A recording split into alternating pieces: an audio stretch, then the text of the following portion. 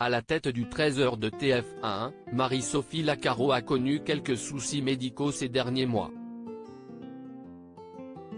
Aujourd'hui, elle donne des nouvelles.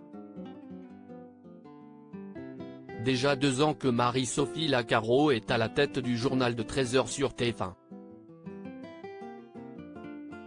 À l'époque, elle remplaçait Jean-Pierre Pernaut qui décidait de prendre un peu de recul. Loin d'arrêter complètement son métier, le journaliste décidait tout simplement de réduire ses heures de travail. Les téléspectateurs sauront bien plus tard que l'animateur prenait cette décision en raison de la découverte d'un cancer des poumons. De son côté, Marie-Sophie Lacaro a dû trouver sa place dans ce JT, après que ce siège soit occupé plus de 30 ans par Jean-Pierre Pernaut. La journaliste a décidé de mettre encore plus en avant les régions.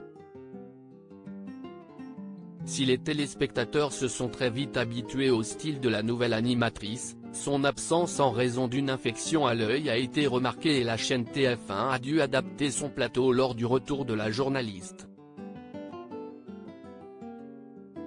Les besoins de Marie-Sophie Lacaro adaptés pendant le JT. Pendant plusieurs semaines, Marie-Sophie Lacaro s'éloignait du plateau du JT de 13h pour se soigner d'une kératite amibienne causée par une lentille.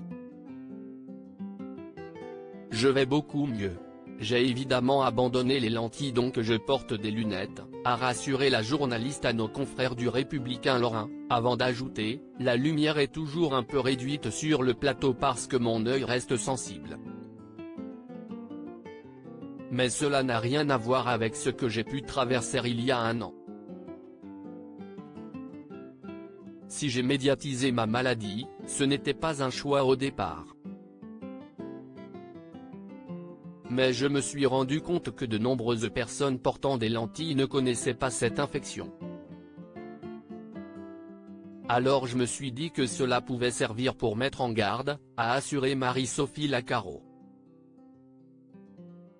Une journaliste de région. Les téléspectateurs de TF1 auraient pu découvrir un changement radical de la ligne éditoriale de TF1 en voyant arriver Marie-Sophie Lacaro, mais cette dernière a mis un point d'honneur pour garder les régions de France au centre de son journal. Je cherche à ce que le 13 reste ancré dans nos régions, en proximité avec les préoccupations du quotidien de nos téléspectateurs, a assuré la journaliste. Pour preuve, le concours Votre plus beau marché est de retour sur la chaîne pour une 6e édition. Ce qui me plaît particulièrement, c'est que cela permet évidemment de mettre en avant les délicieux produits que nous avons dans nos régions. Et puis, c'est un concours dans lequel on est un peu chauvin. Et ça fait du bien, s'est confiée Marie-Sophie Lacaro. À vos votes. À lire aussi Votre plus beau marché 2022, Marie-Sophie Lacaro rend un tendre hommage à Jean-Pierre Pernaut au 13h de TF1.